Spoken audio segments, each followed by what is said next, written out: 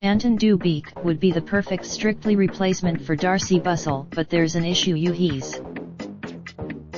Darcey's decision to leave has left BBC bosses in an unenviable position, and now Strictly is at risk of becoming like the X Factor with a merry-go-round of stars. It's a Darwin's disaster dahling.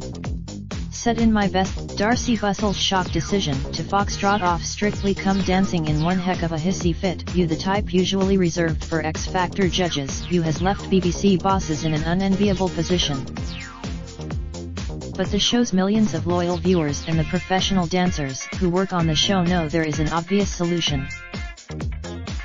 A solution that would recognize the heritage of the series, delight loyal fans, and almost certainly not result in a much-feared ratings slump.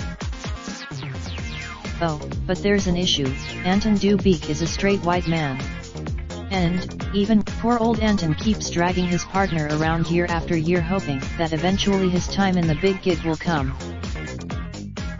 He's already been spurned numerous times, not because of how well he would do but the woke political correctness that infiltrates every department at the BBC.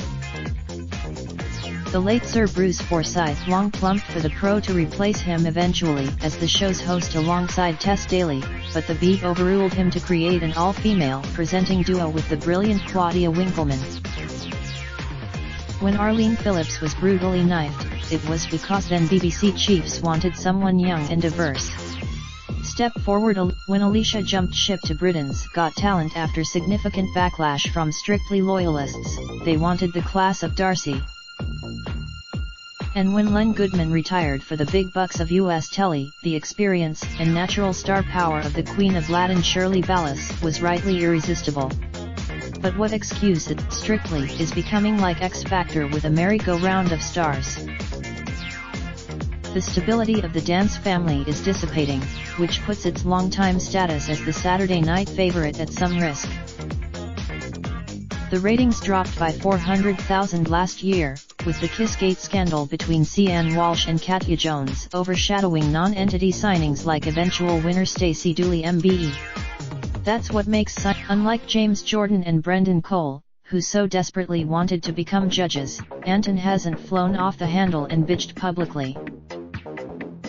And crucially, he's never made out as if he's too good to be a pro on the show, always making all the right noises about how privileged he is to spend hours each week on a fraction of the judges' money, lumbered with Strictly's worst performing celebs. A poll I ran on ITV's Lorraine show this week showed he's also the overwhelming favorite among the public to get the gig. But true to form, all the noises coming out of the BBC following Darcey's coded statement about her exit were about finding a woman to replace her, ideally one that ticked a diversity box too. It's the same thing we've seen with every major BBC appointment since bosses were left embarrassed by their gender pay gap. The reason why Nick Robinson knew his audition to replace David Dimbleby as Questions Time host was futile because the role was going to go to a woman, Fiona Bruce, in the end, regardless of how good he was. Well, I call the best person should replace Darcey, and in that case that's so obviously Anton. Raindrop, drop top, smoking, no cooking the hot pot.